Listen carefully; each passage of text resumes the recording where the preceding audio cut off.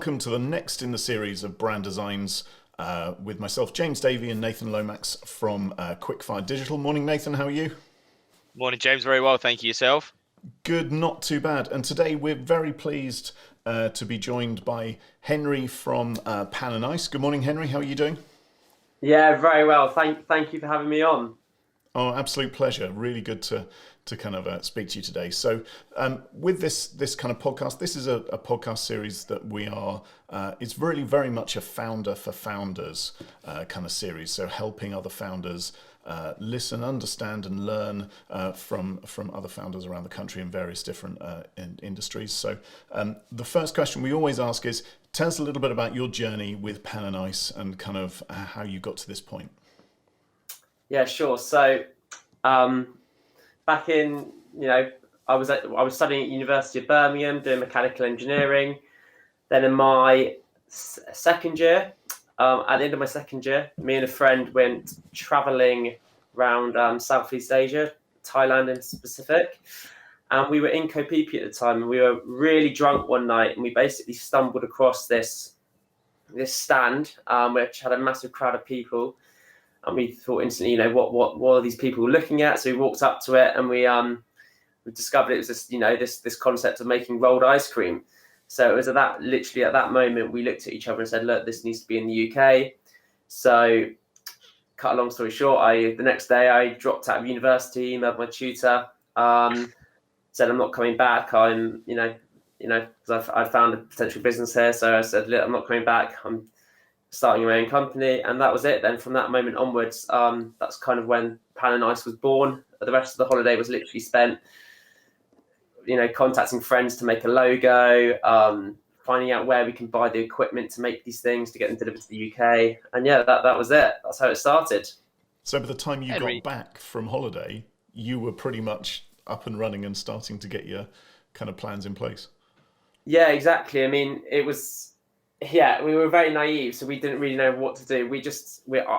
My personality's always been like doing action. I'm not much of I don't spend too long thinking about things. I just get stuck in straight away. So it was literally like it was only a 2-week holiday actually, but the rest of those few days was spent, planning on how are we going to quickly get this to market when we get back to the UK. And yeah, it turned around quite quickly. I mean, it was a very basic and simple start. It wasn't very glamorous.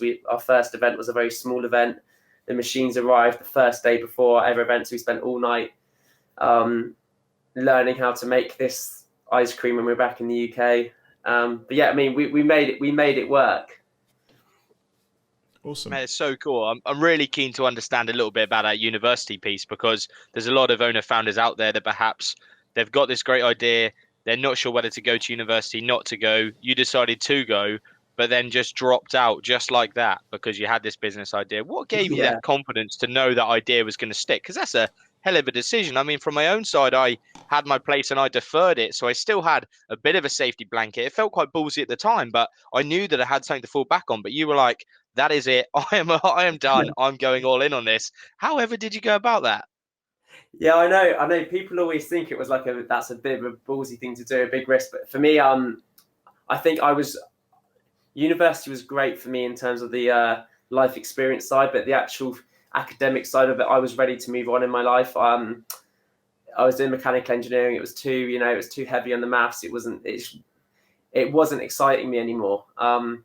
So regardless of, I think Pan and Ice, I think later on down the line, I would have gone on to do something different anyway. But yeah, I mean, I just saw so much potential in this concept of making ice cream. Obviously, it doesn't take a genius to work out ice cream's a hugely popular product, and when you can, find something unique around ice cream, then you potentially have something that's quite exciting. In addition to that, my course was very long, and I'd only done 2 years. I had another 3 years left.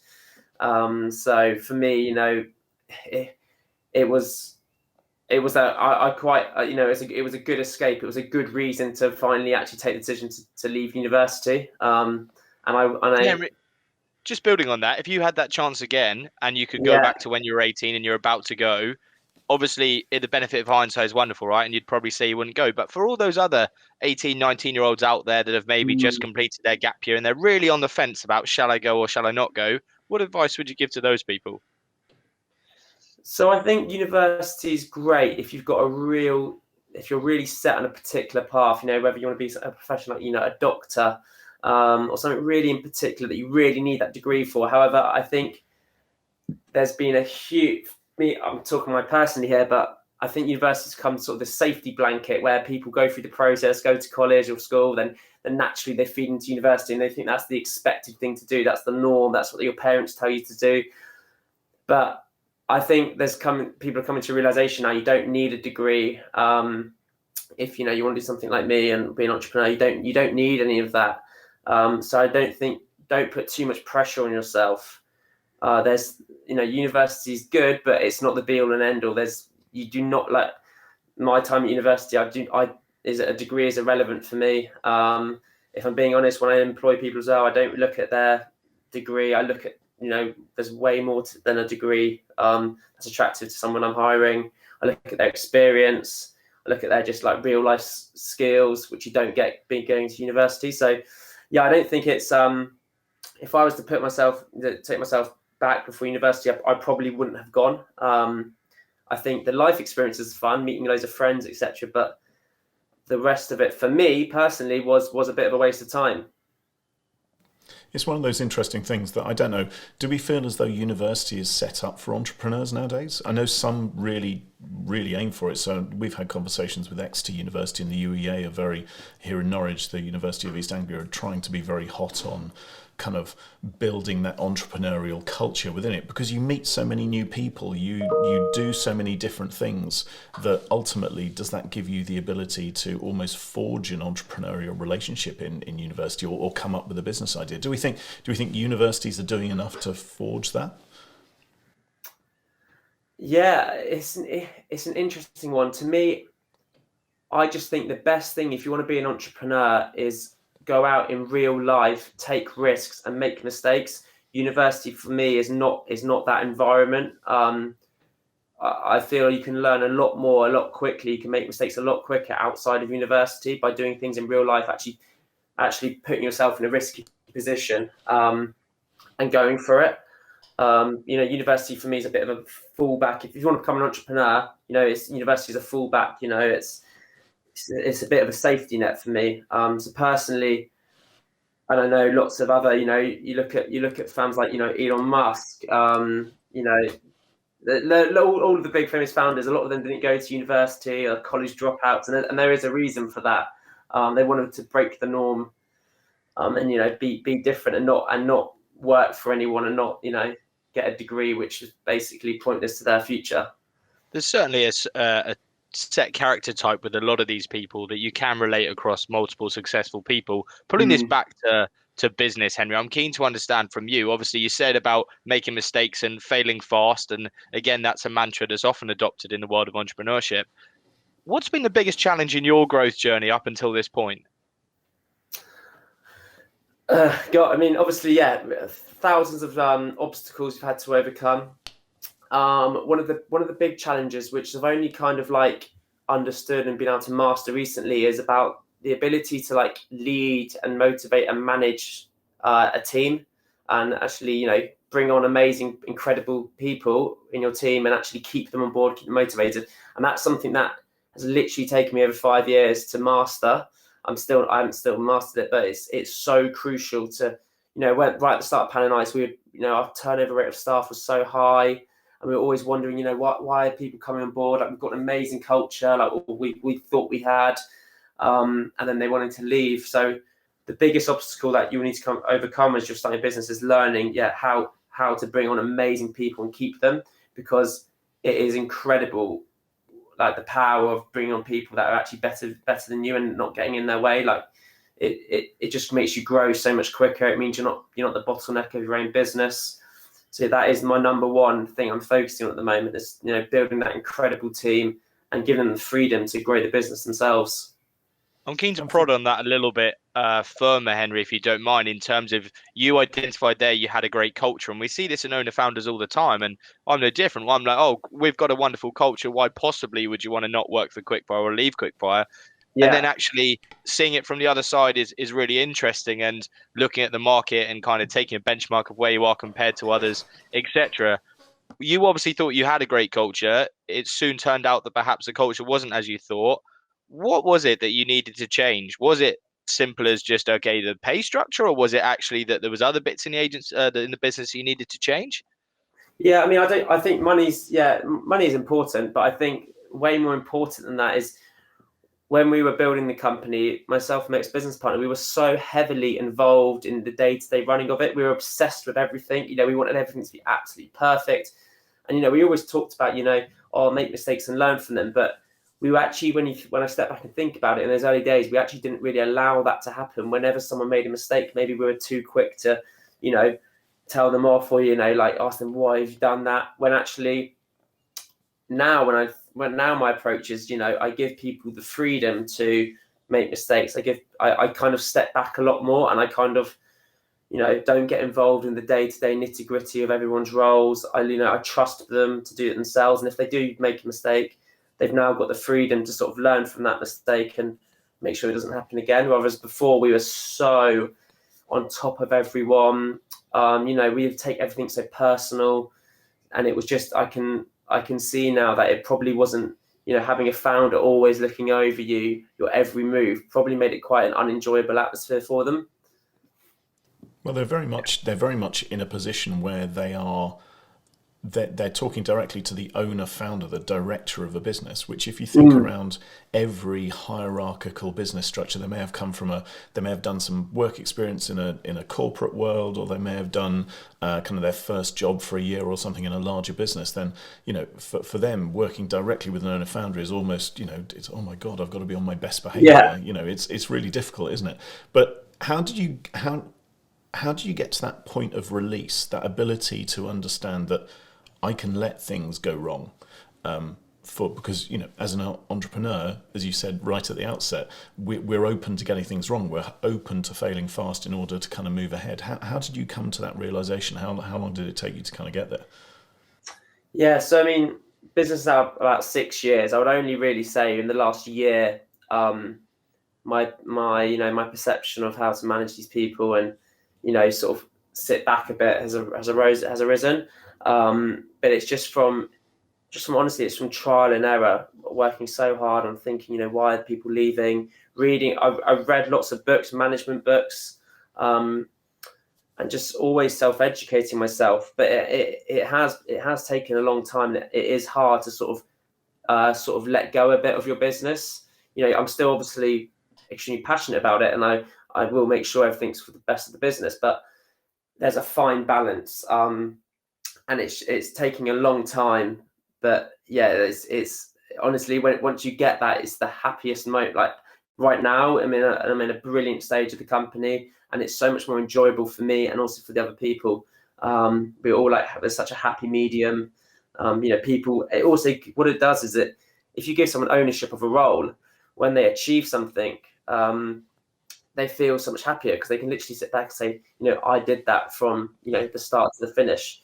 I didn't get help from the founder. He wasn't my back. He trusted me, and it gives them that sense of pride. It's that almost the sweetest taste is success for themselves, isn't it? Exactly. It's literally making them feel almost like they own that part of the business, and that's their baby, and that's key, because that will make them work so much harder and feel really part of the business. Henry, I'm keen to understand. I've been a really close admirer of Pan and Ice, and I've seen it kind of go through its journey. And I'll never forget the time. I think the first time you guys went out to the US and maybe set up in that top shop, and there was a pop-up store. And it's been remarkable to watch it all from afar.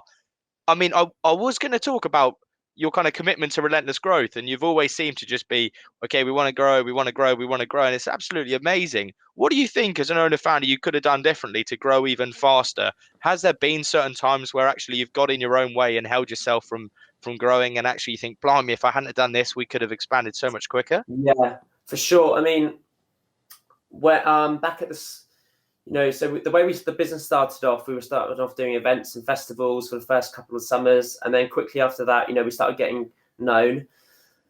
Then places like Selfridges got in touch with us, asked us to go in. We said yes, and then they asked us to go nationwide. We said yes, and then very quickly we started getting very recognised, extremely busy. And then myself and my ex-business partner, we were so caught up in this. We were like, oh my God, this is incredible. And what we started doing, we started saying yes to pretty much any opportunity that would have come to us. And although on the front, it looked really cool to, be posting on social media, oh, we got 10 locations, etc. What it actually did is that I really think that hampered our growth. We would start opening up in locations that just for the sake of it to look cool, but they actually didn't work. A vanity metric, if you like. Yeah. Just we did it because it looked cool, as opposed, and you Yeah. thought the Instagrammable effect of it, if you like, versus what's right for the business. Exactly, and that's exactly what happened with us. We grew. We had way too many locations, way too quickly, because we were very naive and thinking they would all work amazingly. And we very quickly realised actually it was extremely stressful. We had at one point over like 100 staff, because we had so many locations. We were in New York, as you mentioned earlier. Yeah. And that now, that's another thing that's changed with me now. I'm now much more aware of what to say yes to and what to, put aside. Because honestly, it can waste so much valuable resources and time saying yes to everything and moving too quickly. I mean, it's such a classic story, grow too quickly. And we have been there and seen it firsthand. And it definitely, it hampered our business, both in a cash sense, it burnt through so much cash, which we could have used elsewhere, which we had a better use. And it's also used up so much of my time and resources. It burned me out very quickly. To the point where, at stages I was literally close to, can I do this anymore? So that's a key learning curve for me, not to say yes to everything and sit back and think, if an opportunity comes, how is that going to benefit the growth of the business? And has that changed your? Yeah, go on. Sorry, Nath. Has that changed your perception on how you plan going ahead? Because obviously, when we started the conversation this morning, it was very much around, we did this all organically and how. So, has your perception changed slightly on? Okay, maybe we need to kind of strategically align ourselves in different directions. We need to plan accordingly. We talk a lot about the 70, the 20, the 10. So, planning for 70%, acting on 20, and then 10% is kind of what will be, kind of almost. Yeah, for sure. So now we do have more of a strategic direction within the business. We've got kind of 3 separate businesses. We've got the event side, we've got the retail, the parlor side, and then we've got this new at-home DIY kit side. So now we have a lot more strategic direction. We know where exactly we want to grow and what areas we want to grow. And we turn down a lot of opportunities now. Just because we know that that's not part of the direction we want to be in. We need to stick to that plan a bit better now rather than, getting pulled in every direction. And is that going to be aligned to, lots of owner founders talk around, well, actually, we knew exactly who our customer was and we went after that. And some say, well, actually, we didn't really know who our customer was and we let the brand kind of and the way we kind of shaped our tone of voice draw that customer in. With those, that comment around we've turned some elements down, is that down to you now starting to shape the brand and where it wants to sit in the market? Yeah, I mean, I think a lot of it's down to the retail climate. I mean, COVID's obviously been a huge factor in our direction now, but also just before COVID, retail, it was down to the fact that the high street it's a bit of a struggle now. A lot of the shopping centres we were once in right at the start of the business aren't nearly as busy as they are now. So in terms of the retail side of the business, it's more about consolidating what we do have and not necessarily looking at that as the big growth piece of the business. It's looking at that as the physical brand presence, so more of a brand piece. And then, it's also about we now know more about our customers. We now know, we really now know who likes pan and ice and who doesn't. Yeah. So we'll only focus, we're not trying to be everything for everyone. We're just trying to focus on that customer base we do have. I'm really doubling down on that now, moving forward. Nice. Guys, I'm really keen to, me, JD, I like to go off piste, but that vulnerability and humility that Henry Shah, I absolutely love it. And I just want to touch upon that burnout section you mentioned there, because so many owner founders will have that evening when they're just sat there, glass of wine in hand, thinking, you know what, I can't do this anymore. I am Yeah. done. Like, I am cooked. And I'm just keen to I don't want to prod too hard because I get it's quite a personal experience, but I think we've all been there. Just tell me a little bit more about how you felt at that time and what you did to overcome that, because that's really important. A lot of owner founders will get to that point and perhaps think that this is the end, but actually this is quite often a turning point for a change in process or an improvement in the business. And actually it's not something to fear, to think, you know what, I'm cooked. Maybe just take a step back, seek some advice, and actually then recharge and go again. And what was your process like? How did you go about that? Yeah, for sure. I mean, I've had loads of moments where it's been, really tough, as most of the founders have been. Whether it's a cash flow issue, we've got a VAT return coming up that we had no idea about, or we've got to pay for staff bills and we literally have no money. So I've had loads of those moments, and they're really scary. And they're like, the thing is, when you're a founder, there's no one to like fall back on. The buck stops with you, so you have to sort it out. So there's been moments where we are literally, ex-business partner, we're up all night, figuring out, how are we going to pay that staff bill? What are we going to do? And it's a very scary moment. But what I've learned is that, because I'm so passionate about it, that I always find a way, and I kind of do fall back upon that now. I will always find a way to get a solution, and I will never ever give up, no matter how hard it's been. I mean, when I look back at some of the things that I've been through, it's like, it is pretty crazy how I'm still going. But I just think that's just the way I am, the way I've always been. I'm a go-getter, and I won't stop until something's solved. But I mean, yeah, but regarding the burnout, I mean, I think that's something, again, I've had to learn the hard way. I've been burnt out many a times. I mean, luckily I had a great team around me at some points when I had this, and also my ex-business partner. But now it's important to realize when you're starting a business that you need to have the balance, whether that be, spending time with your family, your friends outside of business, and trying to switch off. I know it's really hard at the start because you're so invested in growing this thing. But what you need to realize is having that balance will actually benefit the business more than not having it. And that's something that's taken me a long time to be able to do. But, now I spend my time, I make sure, I'm spending time with mates, not talking about anything to do with my business, or, going to the gym. It's just, I just can't recommend it enough. Having something to do outside your business that takes your mind away. It is that piece of letting go a bit, isn't it? Where you have, the thing I struggle with is when a lot of business coaches or gurus that talk about the side hustle, getting it going, that whole kind of, you've got to put in a 5 a.m. start and a midnight finish, and then 6 weeks later you look like me with baggy eyes and half my hair falling out. It doesn't really kind of work for everyone. It's pretty detrimental. But have there been people around you outside of the business that you've been able to kind of turn to and go, actually, whether it's a mentor or family is usually kind of very top of the list, but is there a group of people that have kind of been there all the way with you? Yeah, for sure. I mean, starting the business, I had my co-founder, which I think is hugely important when you're starting out, to kind of, if you've got an issue, you can kind of talk to them about it, or you share that issue together. And I can imagine starting a business about that can be quite lonely. But also, family are key. Don't hold anything back. Be open and honest with people.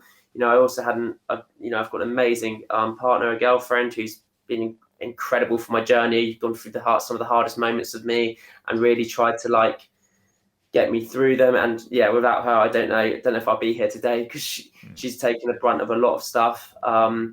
It's been key for me to kind of, when something does happen, I do try to voice it to the people that are close to me and see, their opinion on it, get some rationale behind my decisions, and get their honest feedback. And I think it's really key to have that circle of people who aren't inside your business, and that care about you as a person, to hear what they think about different scenarios.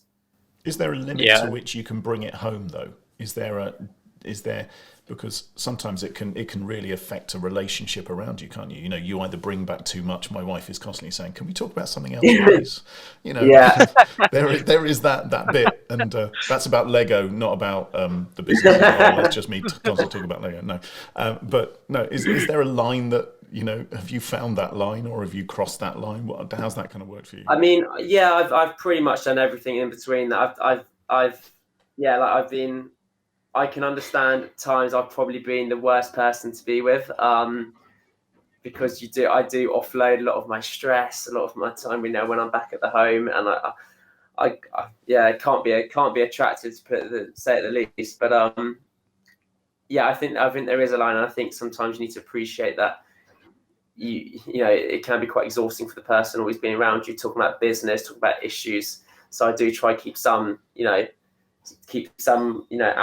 of the house, shall we say, to not affect the house, to not affect my relationship with my partner. Yeah. One thing I'd be keen to explore is how you guys went viral so quickly. You talked about the piece around Selfridges and everything else, but actually social media, you really seem to embrace and just get it. And I mean, watching the journey, the big one that seemed to kick it off was Instagram. You guys just flew on Insta, not just as personal brand and yourselves and your other ex-co-founder, but also as a business. Were there any other marketing tactics or things you employed that actually you think, blimey, yeah, if we started this business again tomorrow, we would absolutely put all eggs in this basket because this really took us to the next level quickly? Yeah, social media for us has been, I think, without doubt, the biggest influence in our growth so far. So what happened there is, when we started the concept, we were the first in the UK to be doing this. So it was, there was a lot of luck involved in this. We had a product no one had really seen before in the UK. So naturally, when someone posts about it, it's going to go viral because people love seeing new things. But the way we actually started gaining loads of growth from Instagram was Stephen Bartlett. Obviously, a lot of people know him. I watched a TED Talk video literally when I came back from Thailand on him, and how he also went traveling in Thailand with his business partner, and I resonated a lot with his story. He dropped out of university and started up his social train.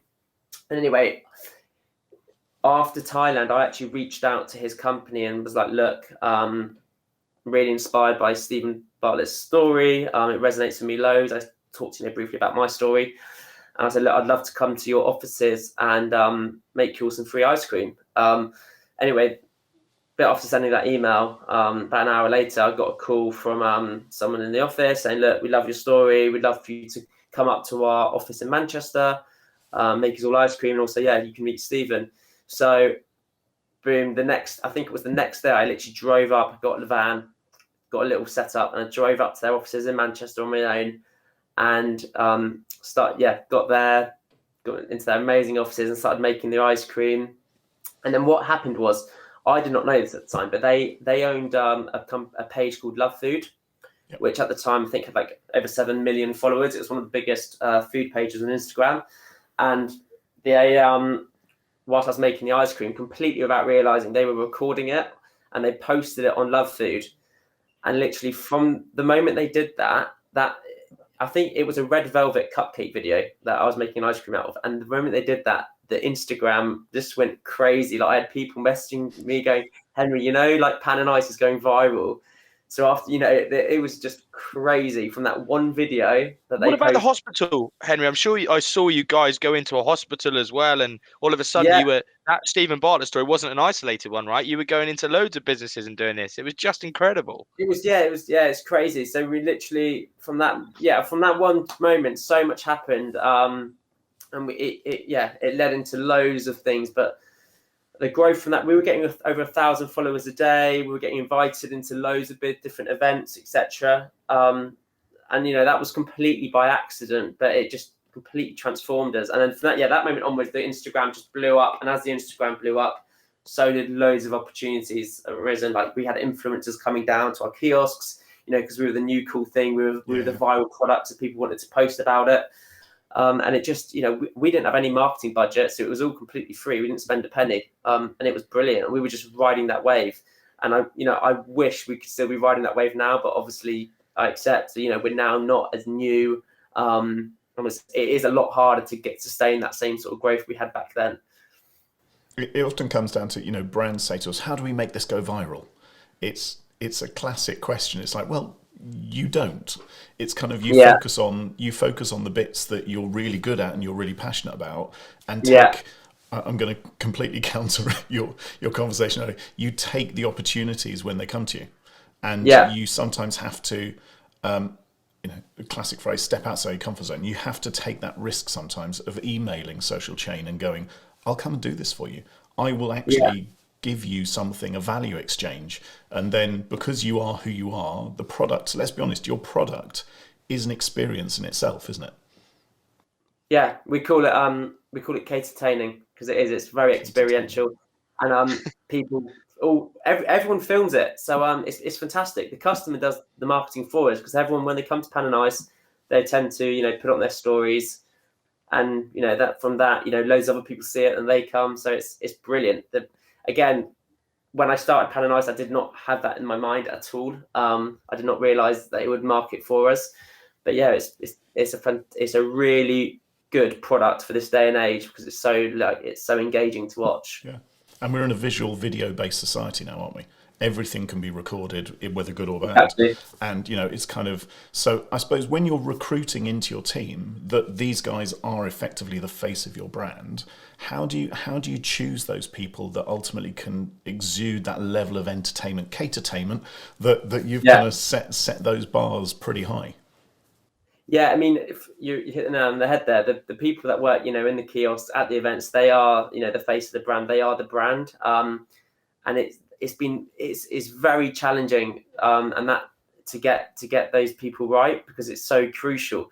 But, we look for now, performing arts people, just people that are, extroverts, really confident, love entertaining, because it's key. It's the idea of a Pan and Ice. It's not so much a product. We want it to be an experience from end to end. From the moment the customer arrives to the moment that the customer leaves. We want them to have a memorable experience. And the people we hire, they are delivering that. So it's a challenge to get that, and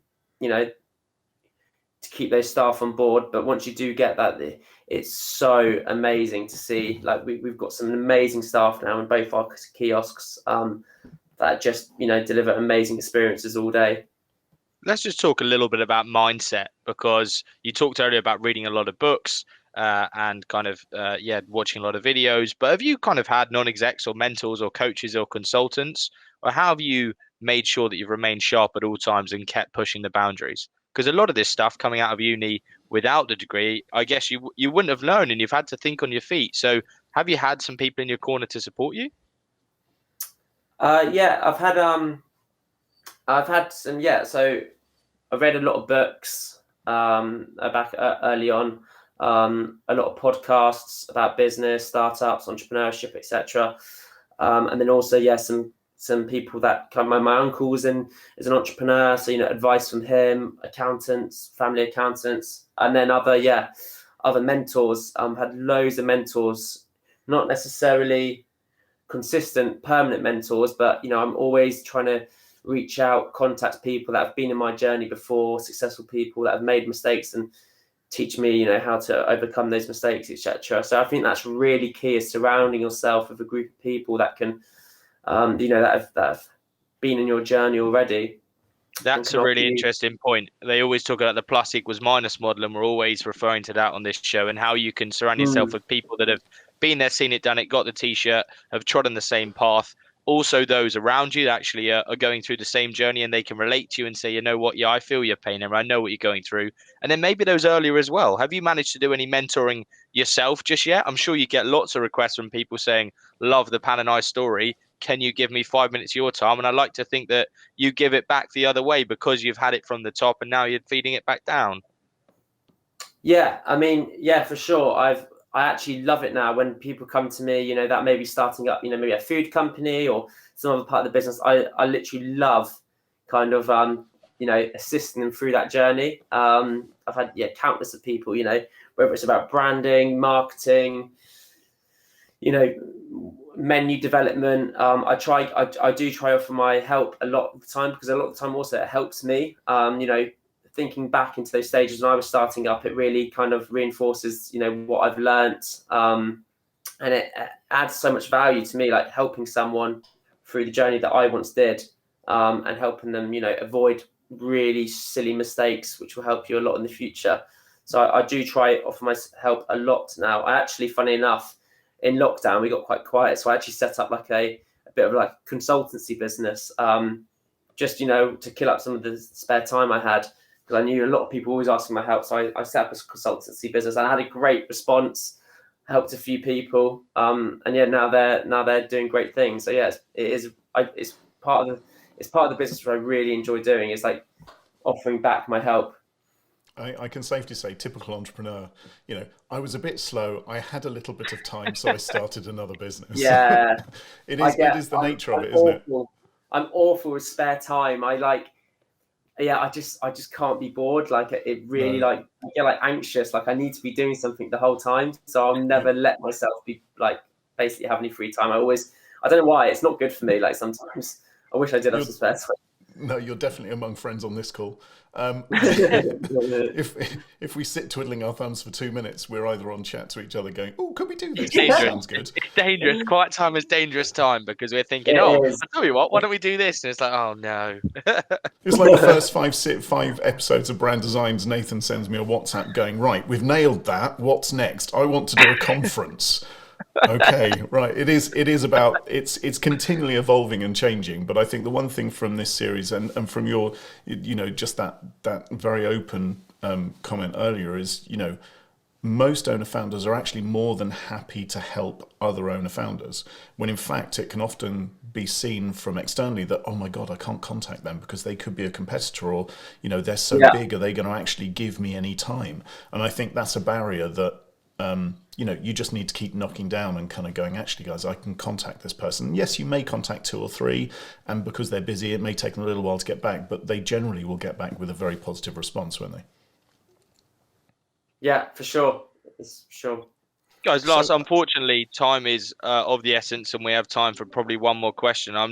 One more question each, I guess. We'll try and squeeze out one more. From myself, I'm just really keen to understand what the future of Pan and Ice looks like. Obviously, it's been a crazy 12 to 18 months with events stopping, with a massive challenges across the world. But yeah, when Pan and Ice and kind of customers come out and that we can get going again, what's the future look like, Henry? Yeah, so because of COVID, we introduced these at-home ice cream kits, which is basically a product where you can make ice cream rolls at your own home. So it started off as just a safe, a last-ditch resort for me to basically save the business through COVID, and it's now, without doubt, the number one focus of the company moving forward. So we got huge plans. I mean, we've been selling out non-stop since starting it 10 months ago. So now the plan is to, we're investing in a lot more stock, and we're going to launch that across the UK in a lot more bigger way. And then we're also setting up in America in the next 2 months to launch them out there as well. So yeah, the focus is kind of keep the retail parlors, keep the event business as it is, and then really double down on these at-home e-commerce model. It's a hugely scalable part of the business, and it's something that it finally means we can kind of reach out to all of our millions of followers across the world and actually give them something physical that they can use to be part of Pan and Ice. Yeah, I love that. I think that's so exciting, and I really hope that we can keep in touch throughout the journey and get you back in a 6-12 months time and actually just see what's been going on, because it sounds like it's going to be an absolute roller coaster, and I'm looking forward to watching it. I've got one kind of last one on the dial here, which is one we ask kind of all our owner founders. But actually, you've been through quite a social media journey already with lots of influencers, etc. But if you were able to pick your perfect brand or celebrity collaboration, regardless of size, whatever that, who would be the perfect representative for your brand? So someone, am I allowed to give a name here? Yeah. Of course. Yeah. Holly Willoughby. She'll obviously be listening, so she'll probably be in touch in the next few weeks. Yeah, of course. Holly Willoughby, no stress. Yeah. So someone like Holly Willoughby, for us, especially for this new at-home model, she epitomizes what we're all about. Positivity. She's obviously got a family. So she, without doubt, would be that number one person I'd love to have, representing the Pan and Ice brand moving forward. So if you're watching, Holly, get in touch. Well, funnily enough, one of our other clients, they're a sustainable eyewear brand called Coral Eyewear. Yeah. Collier's kind of worked with them a little bit on some of their promotional product. So who knows? You never know. Could well happen. Fingers crossed. But, if you don't ask, you don't get, as they say, and that's been the Exactly. theme of today's conversation, right? Is that you've reached out to Stephen Bartlett. He said yes. Unless Holly knows that you're interested, well, she's never going to say yes, is she? And what's the worst that can happen? You've got to knock down doors in this business. You can't. You've got to take your own path and knock down as many doors as possible. Absolutely. Well, thank you so much, Henry, for being so open, honest, as many have been on this series. So we really appreciate your time today. And just from myself and from Nathan, have a great rest of your week. And we just look forward to the continued success of Pan and Ice. And I'm sure Nathan won't excuse the comment, but we're definitely going to get a pan, I think, in the office, as we do. We're going to have for to. anyone. Whenever it's in stock, if it's food or beverage based, it's all pretty much there. I can see now why the list of people on this first series of the podcast, Nathan and I kind of curated, mostly alcohol or food based. So, for anyone who hasn't come across you before, they can obviously visit you at pan-n-ice.co.uk, and they can go on, and when it is in stock, because it keeps, as you rightly said, disappearing, dive into the new Ice Roll Plate 2 to kind of get a little bit of that at home ice experience. Thanks very much for having me, guys. It's been a pleasure. Take Great care. to see you, mate. Take care. Speak soon.